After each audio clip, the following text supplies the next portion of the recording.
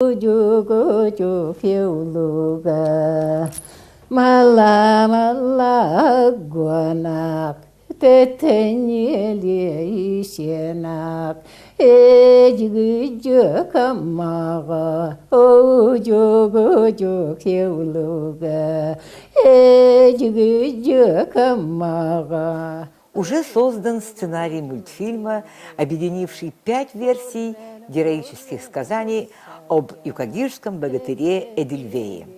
Еще в первом старом здании музея всех посетителей удивляли шангар-шореле, пиктографические любовные письма юкагирских девушек и маршрутные письма мужчин. На днях музеем завершены мультфильм «Девочка древних людей» и спектакль «Писец-воришка» по юкагирским народным сказкам.